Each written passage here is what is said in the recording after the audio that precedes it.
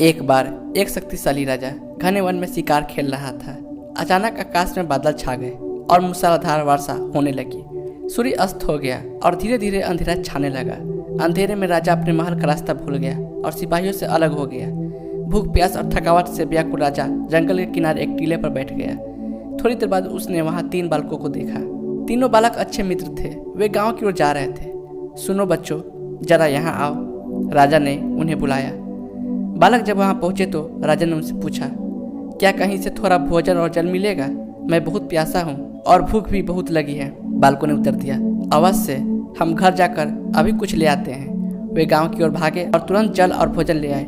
राजा बच्चों के उत्साह और प्रेम को देखकर बहुत प्रसन्न हुआ। राजा बोला, प्यारे बच्चों, तुम लोग जीवन में क्या करना चाहते हो? मैं तुम सबकी सहायता करना चाहता हूँ। कुछ देर सोचने के बाद एक बालक बोला, मुझे धन चाहिए। मैंने कभी 2 समय की रोटी नहीं खाई है, कभी सुंदर वस्त्र नहीं पहने हैं, इसलिए मुझे केवल धन चाहिए। राजा मुस्कुराकर बोले, ठीक है, मैं तुम्हें इतना धन दूंगा कि जीवन भर सुखी रहोगे। यह सब सुनते ही बालकों की खुशी का ठिकाना न रहा। दूसरे बालक ने बड़े उत्साह से पूछा, क्या आप मुझे एक बड़ा सा बंगला और घोड़ा गाड़ी देंगे? राजा ने कहा, अगर तुम्हें यही चाहिए तो तुम्हारी इच्छा भी पूरी हो जाएगी। तीसरे बालक ने कहा, मुझे न धन चाहिए न ही बंगला गाड़ी, मुझे तो आप ऐसा आशीर्वाद दीजिए जिससे मैं पढ़ लिख कर विद्वान बन सकूं और शिक्षा समाप्त होने पर मैं अपने देश की सेवा कर सकूं। तीसरे बालक की इच्छा सुनकर राजा बहुत प्रभावित हुआ। उसने उसके लिए उत्तम शिक्षा का प्रबंध किया। वह परिश्रमी बालक था, इसलिए दिन रात एक करके उसने पढ़ाई की और बहुत बड़ा विद्वान बन गया। और समय आने पर राजा ने उसे अपने राज्य में मंत्री पद पर नियुक्त कर लिया। एक दिन अचानक राजा को वर्षों पहले घटी उस घटना की याद आई। उन्होंने मंत्री से कहा, वर्षों पहले तुम्हारे साथ जो 2 और बालक थे, अब उनका क्या हाल चाल है?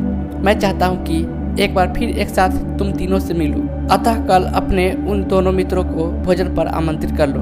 मंत्री ने दोनों को संदेश भिजवा दिया और अगले दिन सभी एक साथ राजा के सामने उपस्थित हो गए।